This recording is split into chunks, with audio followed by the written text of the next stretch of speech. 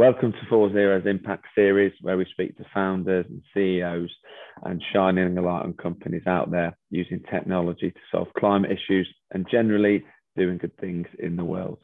Today I'm here with Ted Ridgway Watt, CEO of Teraloop Limited. Pleasure to have you here today, Ted. If you'd like to give us an introduction. Thank you, Jack. So yes, I'm the CEO of Teraloop. My background was in engineering, public and private sector. And the clue in my name is I'm a descendant of James Watt. So you could say that I've always been destined to be working around power and energy. Fitting in the name then, yeah, definitely. Well, if you could tell us a little bit more about the climate issue that you're looking to tackle. Sure. So the climate issue we're interested in relates to energy. Okay. It's one of the big challenges: water, air quality, food, energy. And many of the people watching this will be familiar with the idea of the energy transition, decarbonizing the energy sector, reducing our reliance on fossil fuels for two reasons. One is we just have to be more careful the way we extract resources from the earth. And the second is we need to cut down on greenhouse gas emissions. So the energy transition is about reducing this dependence on fossil fuels and relying more and more on renewable energy. Now, the more we do that, the more we rely on wind and solar, which are the two primary sources of renewable energy, the more we risk not being able to meet our energy and power demands. So, of course, the sun doesn't shine at night. No. The wind blows pretty much equally day and night, but there's sort of long cycles of unpredictability.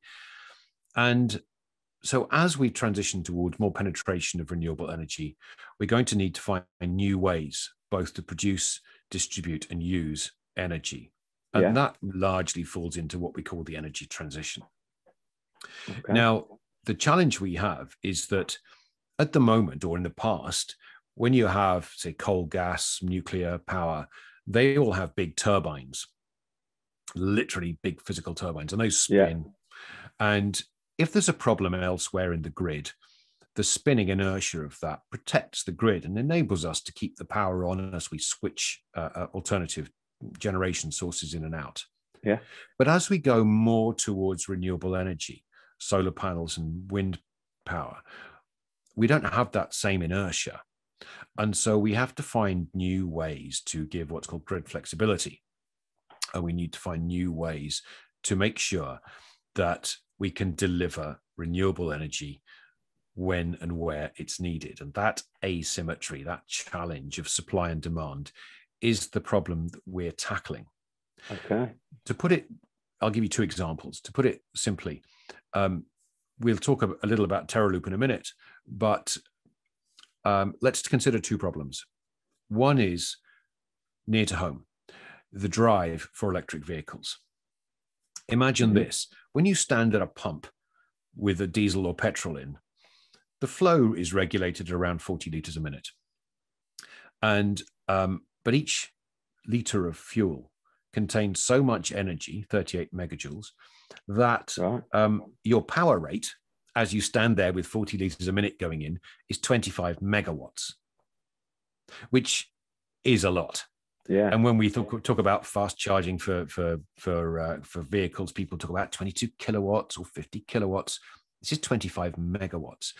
And so in the future, to have the same sort of experience for our own mobility, we're going to need to really up the game when it comes to being able to charge electric vehicles. And not everyone will have access to off-street parking or private land to charge their vehicles at home. And people will buy cars that cost less and have a smaller battery, and they will need to fill up on the way. Charge more. So the problem here is being able to deliver very high power without having to rewire the grid. And the other problem that we're looking at is connecting the 2 billion people in the world that don't have access to a reliable grid for electrical energy. They need to have access to power for education, for health, to generate economic activity. And if you're suffering from multiple short dropouts every day, due to either a faulty grid, a substandard grid, or solar fluctuation, and so on, then you reduce those the benefit of having always on power. And the Sustainable Development Goals are very clear on this. We need to be able to drive health, well-being, and economic activity, reduce poverty. Yeah. Now, both of these are examples of having to be able to to provide suddenly high levels of power, and for that we need storage. We need to be able to store the intermittent wind or the daytime peak solar.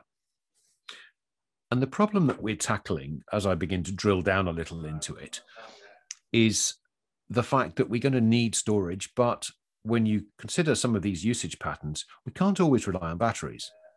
Batteries are really good for predictable charge and discharge. So if you take an electric car, a lithium-ion battery is a really good solution. It's not the only one, but it's the popular one, and it's likely to be the main driver of growth for electric vehicles or for carbon zero vehicles. Lithium-ion battery is great. Charge it up, discharge during the day, charge it up again. A little bit like a phone. And that's fine. That's a really good use for lithium-ion batteries.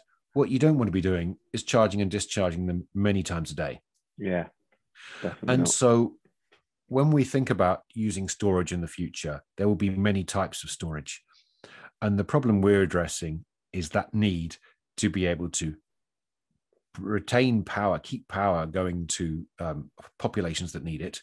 Yeah. To charge electric vehicles, and a fuel station might have 40 charge events in a day. Okay. And that problem is not well met by other technologies. So that essentially is the climate issue we're addressing, making sure that in the developed world, we can reduce our reliance on fossil fuels, and in the developing world, making sure that populations have access to power for health, education, economic activity. Okay. Well, look, thanks for sharing that. I mean, if you could elaborate on, your company's solution to the problem. So, Sure. What Teraloop are looking to do to tackle this, and the solutions. Okay. So I mentioned that I'm a descendant of James Watt. James Watt is famous for using a flywheel to regulate the power of steam engines. And indeed, it is just coincidence, but our solution is an evolution of the flywheel. Okay. Flywheels are great because they're capable of delivering a lot of power, and they're capable of switching it on very quickly, and they're very durable. Up till now, though, flywheels in the last, say, 30 to 40 years have found more or less a niche in being able to provide uninterruptible power supplies in certain applications. So they're in the market and they're known. What our evolution, what our development, what our innovation is to make this flywheel more powerful, more scalable, and more sustainable. So we use, rather than a solid rotor that you might imagine like a cylinder or a solid disc, we use a ring. It's a thin ring. And this gives us two advantages. One is that we don't have a whole load of mass, redundant mass in the center that's just putting stress on bearings and not contributing to the energy storage.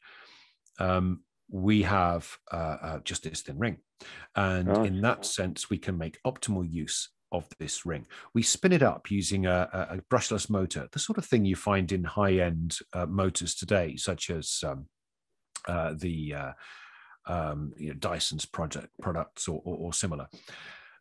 It's a way of accelerating a motor without touching it. So we have very little friction.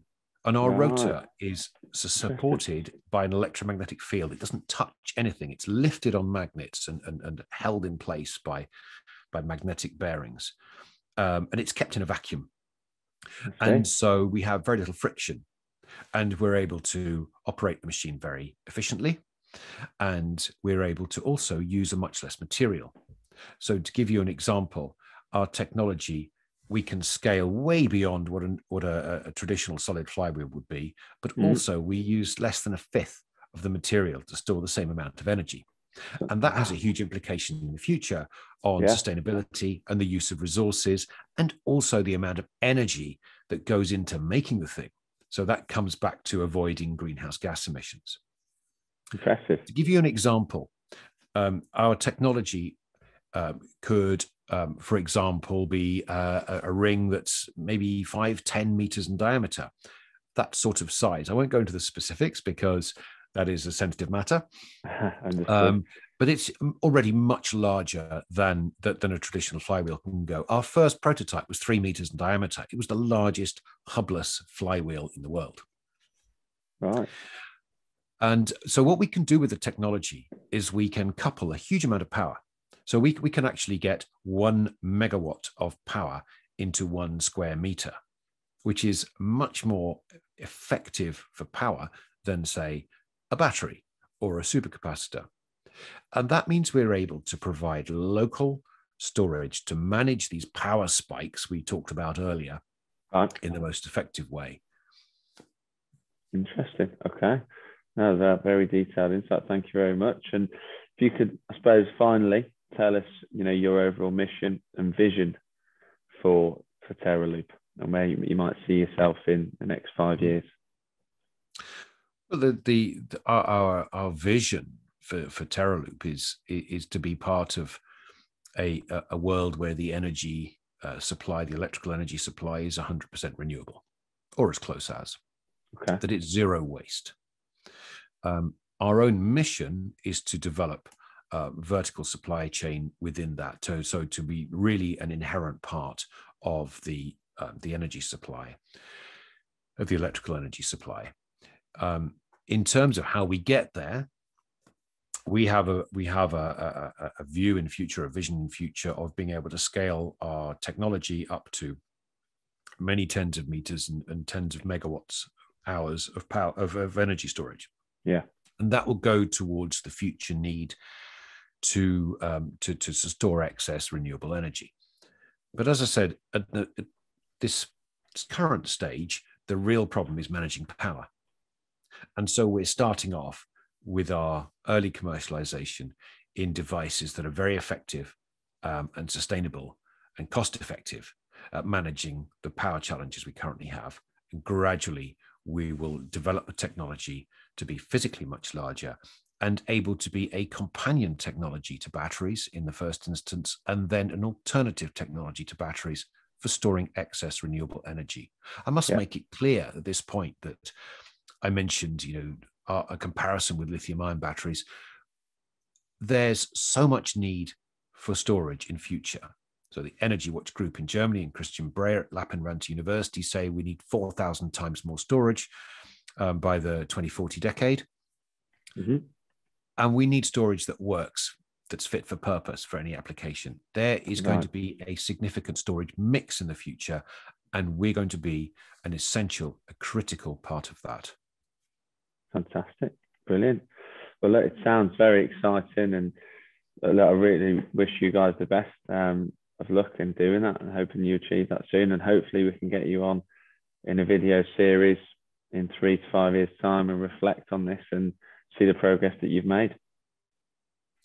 Thank you, Jack. And it's really nice to have this opportunity. We're recruiting at the moment. We're looking for really great talent to come and join us. And we've got great plans working with some very well-known names over the coming months. And so to have this opportunity to spread our message a little is great. And I'd encourage anyone looking at this to come and visit our website and check us out on LinkedIn and make contact if you're interested in helping out in any way. Fantastic. Well, look, Ted, thanks for being a guest today on the Impact Video Series, and it's been an absolute pleasure. Again, I wish you guys the best of luck in the future. Likewise, Jack. Thank you.